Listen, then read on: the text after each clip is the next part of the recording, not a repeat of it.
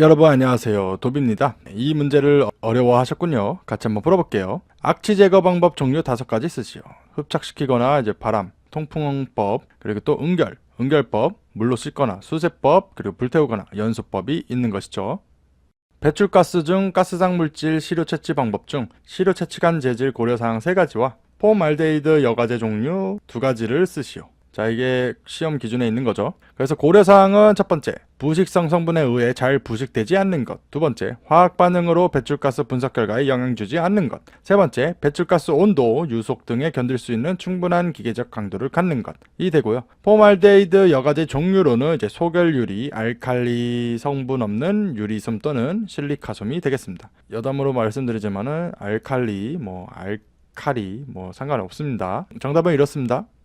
온실가스 감축을 위한 교토 메커니즘의 주요 제도 종류 3가지를 쓰래요. 자, 공동이행 제도가 있고 청정개발 체제가 있고 배출권 거래 제도가 있죠. 그래서 쓰시오라고 되어 있으니까 요 3개만 쓰면 되는 거고, 설명은 한번 영상 멈춰서 한번 보시면 될 것 같아요.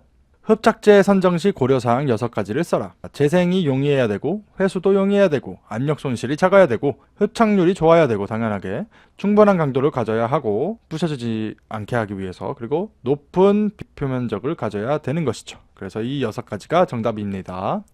후드 선정 시 흡입 요령 5가지를 써라. 첫 번째로는 에어 커튼 사용, 두 번째로는 이제 국부 흡인 방식 사용, 세 번째로는 개구 면적을 좁게 한다. 네 번째는 발생원의 후드를 근접시킨다. 다섯 번째, 충분한 포착 속도 유지한다가 되는 것이죠. 그리고 후드 한번 보여드릴게요. 네, 요게 이제 후드인데요. 요 밑에 있는 게 후드고요. 위에 있는 게 덕트입니다. 무튼 정답은 이렇습니다. 후드 흡인저하 원인 4가지를 써라. 분진 퇴적, 그리고 난기류 형성, 높은 입구 악력, 그리고 계급으로부터 발생원 멀어질 경우가 되는 것이죠.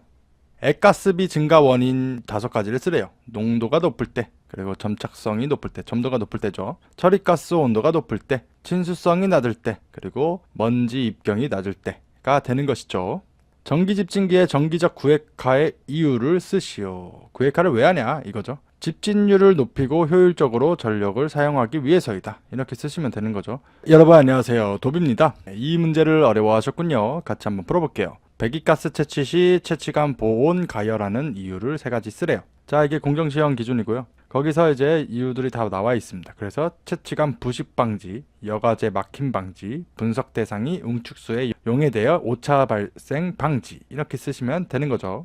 원심력 집진기의 온도 상승 시 효율 변화랑 그 이유를 적으시오. 온도가 증가하면 이제 기체 점도가 상승해서 효율이 감소되는 것이죠. 자, 우리 액체가 있고 기체가 있어요. 근데 만약에 온도가 상승이 됐어요. 그러면은 액체는 점도가 내려가는데 기체는 점도가 올라갑니다. 그래서 이거 아시면 되는 것이죠. 등가비가 1에서 1.1로 될 때 CO와 록스의 농도 변화를 쓰고 그 이유를 설명하라. 자, 등가비는 뭐냐면요, 우리 공연비 아시죠? 공연비는 이제 공기, 연비 이렇게 있죠. 연료분의 공기인데, 이거는 이제 연공비입니다. 연공비. 이게 뭐냐, 공기분의 연료가 되는 거죠. 자, 1에서 1.1이 됐대요. 연료가 많아진 거래요. 그러면 이제 공기가 적죠. 그러면은 이제 연료가 과잉돼서 불완전 연소가 되죠. 그쵸? 근데 자, 불완전 연소가 되면은 CO가 증가하죠. 그리고 완전 연소일 때는 녹스가 증가하죠. 자, 이겁니다. 연료 과잉으로 불완전 연소되니까 CO 증가하고, 연료 과잉으로 불완전 연소하니까, 자, 이거 불완전이면 이제 내려가죠. 감소한다. 이렇게 쓰시면 되는 겁니다. 열섬 효과의 정의와 대표적 영향인자 3가지를 쓰래요. 정의는 도시 중심부 기온이 도시 주변에 있는 지역보다 높게 나타나는 현상이고, 영향인자로는 지표면 열적 성질 차이, 두 번째, 도시 건물의 구조물에 의한 거칠기 길이 변화, 도시 지역의 인구 집중에 따른 인공열 발생 증가가 되는 것이죠. 그리고 열섬 효과 한번 그림으로 보여드릴게요. 네, 이렇게 생긴 거죠. 중심부가 뜨거워지는 거. 이게 열섬 효과입니다. 접촉 환원법에서 NO를 이제 N2로 제거하기 위한 반응식 4개를 쓰래요. 환원제는 수소, 일산화탄소, 암모니아, 그리고 황화수소라고 합니다. 그래서 이제 수소는 이제 ENO 플러스 EH2, 그리고 N2EH2O가 되는 것이고요. 그리고 일산화탄소는 이제 ENO 플러스 ECO는 N2 플러스 ECO2가 됩니다. 그리고 암모니아는 이제 6NO 플러스 4NH3는 이제 5N2 플러스 6H2O가 되고요. 그리고 마지막 황화수소는 이제 2NO 플러스 2H2S는 N2 플러스 2H2O 플러스 2S가 됩니다. 네, 그래서 이렇게 쓰시면 되는 것이죠. 선택적 촉매 환원법 원리와 대표 반응식 세 가지를 쓰래요. 원리는 이제 3,400도에서 촉매와 환원제를 이용해 녹수를 질소로 환원시키는 방법이고, 대표 반응식은 6NO 플러스 4NH3는 5N2 플러스 6H2O, 6NO2는 NO2 플러스 8NH3는 7N2 플러스 12H2O, 4NO 플러스 4NH3 플러스 O2는 4N2 플러스 6H2O가 되는 것이죠. 세정집진기 기본 원리와 포집 원리 네 가지를 쓰래요. 기본 원리는 뭐 정의 써도 되는 거죠. 그래서 이제 액적 등을 이용해 함진가스 세정한 후에 입자 부착, 상호 응집을 촉진시켜 먼지 분리, 포집하는 장치. 포집 원리로는 이제 관성 충돌, 차단, 확산, 응축이 되는 것이죠. 여가 집진기 집진 원리 네 가지를 설명하시오. 자, 관성 충돌이 있죠. 먼저 입경이 커서 이제 배출가스 유선에 관계없이 관성에 의해 입자가 여과제에 충돌 부착되는 거고, 집적 차단은 입경이 작은 입자는 관성력도 상대적으로 작기 때문에 가스 유선 방향에 따라 여과제에 접근하며 입자 중심과 여과제 간격이 입자의 반경보다 짧으면 입자가 여과제에 부딪혀 부착되는 거. 확산은 입경이 0.1 마이크로미터 이하인 아주 작은 입자는 브라운 운동을 통한 확산에 의해 포집된다. 중력은 입경이 비교적 굵고 비중이 큰 분자 입자가 저속 기류 중에서 중력에 의해 낙하에 포집된다. 이렇게 쓰시면 되는 것이죠.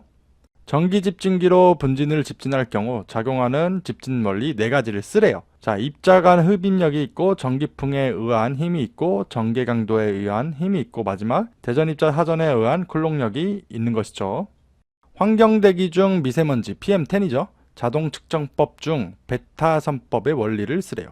이게 이제 시험 기준에 있는 것이죠. 그래서 보면은 베타 선원으로부터 방출되는 베타선을 이용해 시료 채취 전 바탕 필터에 조사되어 흡수된 베타산 세기와 시료 채취 후 미세먼지가 채취된 필터를 통과할 때 흡수된 베타산 세기를 비교 측정해 대기 중 미세먼지 질량 농도를 측정, 이렇게 쓰시면 되는 거죠.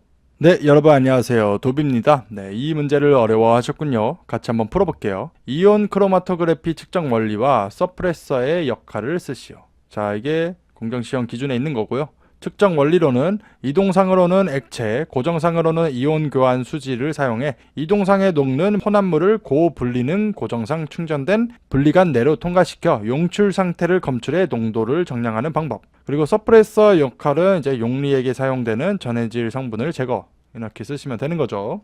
온실 효과에 의한 기온 상승 원리와 대표적인 원인 물질 종류 네 가지를 쓰시오. 자, 일단 원리로는 온실기체는 지구가 방출하는 긴 파장의 빛을 흡수해 대기 중에 묶어둬요. 그 다음에 이제 대기 중에 들어온 에너지는 기체 분자 운동량을 증가시켜서 대기 온도가 상승하게 됩니다. 그리고 원인 물질로는 이제 메탄, 그리고 육불화황, 이산화탄소, 아산화질소가 있는 것이죠. 광화학 스모그의 대표 원인 물질 두 가지와 정의를 쓰래요. 자, 설명 한번 읽어보시고요. 대표 원인 물질로는 이제 탄화수소, 질소산화물, 녹수죠. 정의는 이제 LA형 스모그라고도 하고요. 일사량이 많고 바람이 적고 온도가 높은 날 발생해 질소산화물과 탄화수소가 태양광선을 받아 유독물질인 PAN과 옥시던트 등을 형성해 호흡곤란을 주는 스모그, 이렇게 쓰시면 되겠습니다. 연소실 내에서 녹수가 화염 온도에 민감한 이유를 설명하라. 화염 온도가 높으면 이제 질소 흡열 반응이 증가하게 되어서 녹수가 증가하게 되기 때문입니다. 그래서 이제 민감한 거죠. 입경 종류 중 스토크 직경과 공기 역학적 직경을 설명하시오. 스토크 직경은 이제 구형이 아닌 입자와 침강 속도 밀도가 같은 이제 구형 입자 직경이고요. 공기 역학적 직경은 이제 구형이 아닌 입자와 침강 속도 같고 밀도 1g/cm인 구형 입자 직경입니다. 네, 그래서 이렇게 쓰시면 되는 거죠. 광학 현미경을 이용해 입자 투영 면적으로부터 측정하는 직경 중 입자상 물질의 끝과 끝을 연결한 선 중 가장 긴 선을 직경으로 하는 것은 뭐냐? 페렛 직경이라고 합니다. 그래서 이렇게 쓰시면 되는 거죠. 다음 연소 종류의 정의를 해당 물질 두 가지를 언급해서 설명하래요. 자, 이게 관련된 표죠. 그래서 보면은 증발연소는 뭐 어떻게 쓰냐. 증기가 휘발하면서 화염 생기는 연소이며 얘로 휘발유와 알코올이 있다. 이렇게 쓰면 되는 겁니다. 분해연소는 이제 열분해로 가연성 가스 생성되고 긴 화염이 생기는 연소로 석탄과 종이가 있다. 표면연소는 휘발분 없는 고체 연료 연소로 물질 자체가 표면에 붉은빛을 내는 연소이며 숯과 목탄이 있다. 내부 연소는 공기가 없거나 내부의 산소로 연소하는 연소로 히드라진과 TNT가 예이다. 그 마지막 확산 연소는 주로 기체 연료의 연소 방식으로 기압차에 의해 확산되는 연소이며 수소 프로판이 있다. 이렇게 쓰시면 되는 것이죠. 요 표들 한번 무조건 한번 봐주세요. 옥탄가와 세탄가를 설명하시오. 옥탄가는 가솔린과 관련 있고 휘발유의 이상 폭발을 일으키지 않는 정도를 나타낸 수치이며 높을수록 좋다. 세탄가는 디젤과 관련 있고 디젤의 발열성을 나타내는 수치이며 높을수록 좋다. 그래서 이렇게 쓰시면 되는 것이죠. 상사법칙에서 송풍기 회전수랑 이제 풍량, 풍압, 축동력과의 관계를 설명하래요. 이게 이제 관련된 표죠. 그래서 이제 보면은 요거죠. 풍량은 회전수와 비례, 풍압은 회전수 제곱에 비례, 축동력은 회전수의 세제곱에 비례. 이렇게 쓰시면 되는 것이죠. 바람 종류 중 지군풍과 경도풍을 설명하라. 지군풍은 기압 경도력과 전향력이 평행을 이뤄 수직으로 부는 바람이고 경도풍은 등압선 곡선일 때 기압 경도력, 전향력 등이 작용해 부는 바람입니다. 그래서 정답은 이렇게 쓰면 되는 거죠. 해륙풍, 상곡풍, 경도풍을 설명하라. 해륙풍은 바다와 육지의 비열차로 생기는 바람이며 낮에는 해풍이 불고 밤에는 육풍이 분대요. 상곡풍은 산간지방에 부는 바람이며 낮에는 곡풍이 불고 밤에는 산풍이 분다. 경도풍은 등압선 곡선일 때 기압 경도력, 전항력 등이 작용해 부는 바람. 이렇게 쓰시면 되는 거죠. 환경대기 중 휘발성 유기화합물의 시험 방법에서 안전부피를 설명하래요. 이게 시험 기준에 있습니다. 안전부피는 파가부피의 3분의 2배를 취하거나 머무른 부피 2분의 1 정도를 취해서 얻는다. 이렇게 쓰시면 되죠. 다음 설명에 맞는 용어를 써라. 짧은 길이로 흡착제가 충전된 흡착관을 통과하면서 분석물질의 증기띠를 이동시키는 데 필요한 운반기체의 부피. 요거를 이제 머무름 부피라고 합니다. 두 번째, 일정 농도의 VOC, 유기화합 물질이죠. 가 흡착관에 흡착되는 초기 시점부터 일정 시간이 흐르게 되면 흡착관 내부에 상당량의 VOC가 포화되기 시작하고 전체 VOC 양의 5%가 흡착관을 통과하게 되는데 이 시점에서 흡착관 내부로 흘러간 총 부피, 요거를 이제 파과 부피라고 합니다. 그래서 정답은 이렇게 되는 것이죠. 폭광에 대한 물음에 답하라. 뭐 여기 CH4 있고 C2H6 있고 뭐 조성도 있고 하한 연소 이거 LEL이라고 하죠. 자, 일단 유도거리 정의. 최초 완만한 연소가 격렬한 폭갱으로 발전될 때까지의 거리이고요. 폭갱 유도거리가 짧아지는 이유 세 가지. 연소 속도가 빠를 때, 점화항 에너지가 클 때, 관 내부에 이물질이 있어 압력이 높아지거나 직경이 좁아질 때. 이렇게 쓰면 되고 혼합기체 하한 연소 범위는 어떻게 하냐면요. 이걸 이제 LEL은 퍼센트죠, 단위가. 시그마 퍼센트 그리고 시그마 LEL분의 퍼센트입니다. 이게 뭐냐면요. 요거 조성들 다 더하면 100이죠. 그래서 이제 80 더하기 15 더하기 3 더하기 2입니다. 그리고 요 밑에 거는 이제 하한계. CH4 거는 이제 5 그리고 비율은 이제 80% 더하기 C2H6는 3이죠. 그리고 또 15 이렇게 하는 겁니다. 계속 하면은 2.1분의 3 더하기 1.5분의 2가 되죠. 네, 그래서 이거 하면은 이제 4.21%가 나오는 거죠. 정답은 4.21%가 되는 겁니다. 여러분들이 이 공식 외우시면 되는 것이죠. 충전탑과 관련된 물음에 답을 쓰시오. 홀드업 정의. 자, 일단 해설 한번 나중에 한번 보세요. 꼭 충전층 내 액 보유량이죠. 머무른 현상이라고 하는데. 그리고 또 이제 로딩 포인트의 정의. 이거는 홀드업 증가로 인한 압력 급변화 발생 지점이고, 플루딩 포인트 정의. 플루딩 이제 홍수라는 뜻이죠. 그래서 로딩 포인트를 초과해 가스가 액중으로 범람하는 지점입니다. 그래서 1, 2, 3단계로 이렇게 진화가 되는 것이죠. 4번 로딩 포인트와 플루딩 포인트를 그래프를 이용하여 표현하라. 이거죠. 그래서 요거대로 이렇게 쓰시면 되겠습니다. 무튼 정답은 이렇습니다.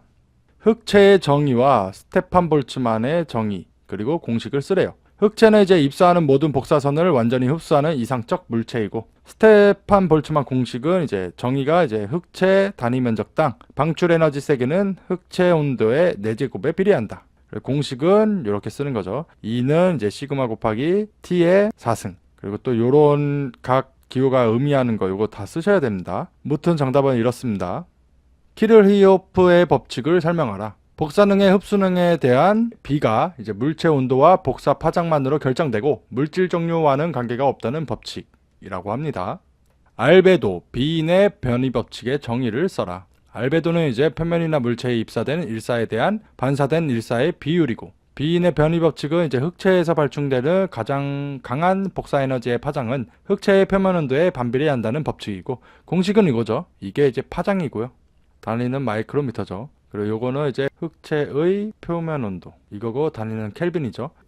이거 뭐 지칭하는지도 쓰셔야 됩니다. 무튼 정답은 이래요.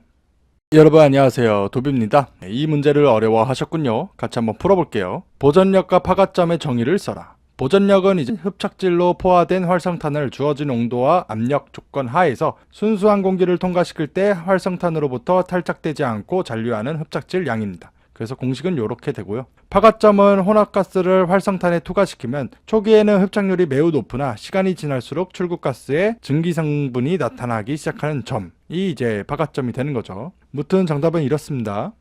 원자흡수 분광강도법의 용어 중 공명선, 분무실, 선폭의 정의를 써라. 자, 이게 시험 기준에 나와 있는 겁니다. 그래서 공명선은 원자가 외부로부터 빛을 흡수했다가 다시 먼저 상태로 돌아갈 때 방사하는 스펙트럼 선이고요. 분무실은 분무기와 함께 분무된 시료용액 밀입자를 더욱 미세하게 해주는 한편 큰 입자와 분리시키는 작용을 갖는 장치고, 선폭은 스펙트럼 선 폭이죠. 이렇게 쓰시면 되겠습니다. 원심력 집진기에서 블로우다운 정의와 효과 세 가지를 쓰시오. 정의는 더스트박스나 호퍼에서 가스 처리량의 5에서 10%를 흡입해 난류 현상을 억제시켜 분진 비산 방지하는 방법이고, 효과는 지진율 증가, 유효 원심력 증가, 분진 폐색 방지, 분진 재비산 방지가 됩니다. 사이클론 운전 조건을 변경하여 효율을 증대할 수 있는 방법을 세 가지 기술하시오. 직경이 작을수록 효율이 증대되고요. 입구 유속이 빠를수록 증대되고, 블로우다운 방식을 채택할수록 증대되죠, 효율이. 커닝엄 보정계수의 정의를 써라. 요건데 이제 좀 짧게 쓰자면은 입자 직경이 1 마이크로미터보다 작은 미세 입자 경우 슬립 현상이 일어나면 입자에 작용하는 항력이 작아져 종말 침강 속도 계산 시 스토크 침강 속도식으로 구한 값보다 커지게 되는데, 이를 보정하는 계수라고 합니다. 항상 1보다 크다 뭐 이렇게 쓰셔도 되는 거죠. 다음 설명하는 용어를 써라. 깨끗한 여과지에 먼지를 모은 후 빛 전달의 감소율을 측정하여 구할 수 있는 수치. 요거는 이제 빛 전달 계수입니다. 두 번째, 해당 수치가 0이면 대기가 깨끗한 것이고 값이 커질수록 대기 오염이 있음을 의미한다. 이거는 이제 헤이즈 계수라고 합니다. 그래서 이렇게 쓰시면 되는 거죠. 헤이즈 계수죠. 이거의 정의와 공식을 쓰래요. 정의는 광화학적 밀도가 0.01이 되도록 하는 여과지상에 분산시키는 고형물질 양이고요. 공식은 이제 이렇게 쓰고 100 곱하기 로그 t분의 1이죠. 그리고 또 로그 t분의 1은 광화학적 밀도를 뜻하고요. 그리고 t분의 1은 불투명도를 뜻합니다. 그리고 마지막 t는 빛 전달률을 뜻하죠. 그래서 이렇게 쓰시면 되겠습니다. 기체 크로마토그래피에서 분리도와 분리계수 공식을 쓰래요. 자, 뭐 이게 시험 기준에 나옵니다. 그래서 분리도는 이렇게 돼 있고 분리계수는 이렇게 돼 있고, 그림은 이런 거죠. 여기 각각에 층하는 게 있죠. 그래서 이 부분을 여러분이 쓰시면 되는 것이죠. 네. 무튼 정답은 이렇습니다. 흡착법에 사용하는 프렌드로치 등온 흡착식과 랑구미르 등온 흡착식을 쓰래요. 자, 프렌드로치 등온 흡착식은 n분의 x는 k 곱하기 c의 n분의 1승이죠. 자, 그래서 x는 흡착 유기물 양이고 m은 필요 활성탄 양이고, 이게 띄었어야 되죠. k와 n은 상수, 그리고 c는 흡착 후 잔여 유기물 양입니다. 그리고 랑구미르 등온 흡착식은 비슷하죠. n분의 x는 1 플러스 ac 분의 abc가 됩니다. 마찬가지로 x, y 똑같고 이제 ab 이제 AB가 상수고 C가 흡착 후 잔여 유기물 양이 되는 것이죠.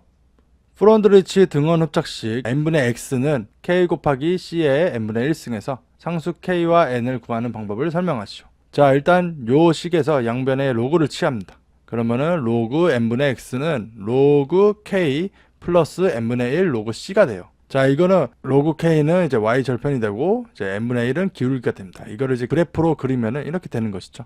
그래서 이것만 외우시면 되는 겁니다. 기체 크로마토그래피에서의 각 정량 방법과 함유율 공식을 쓰래요. 자, 이게 일단 해설이 아니고 정답입니다. 이게 이대로 다 쓰셔야 되거든요. 네, 이거 그대로 다 외우셔야 됩니다. 저라면 이거 틀립니다. 그냥 이거는 좀 힘들 것 같아요, 저도. 그래서 일단 보자면은 보정넓이 백분율법은 이제 도입한 시료에 전 성분이 용출되며 또한 용출 전 성분의 상대 감도가 구해진 경우는 다음 식에 의해 정확한 함유율을 구할 수 있다. 그래서 뭐 이렇게 하고 요런 것들 다 쓰셔야 되고요. 그리고 또 2번 표준물 첨가법은 시료의 크로마토그램으로부터 피검 성분 A 및 다른 의무의 성분 B의 봉우리 넓이 A1과 B1을 구한다. 다음에 시료의 일정량 W에 성분 A의 기지량 WA 값을 기지량 감마 WA 값을 가하여 다시 크로마토그램을 기록하여 성분 A 및 B의 봉우리 넓이 A2 및 B2를 구하고 성분 A의 부피 또는 무게 함유율 X%를 다음 식으로 구한다. 그래서 뭐 이렇게 돼 있고요.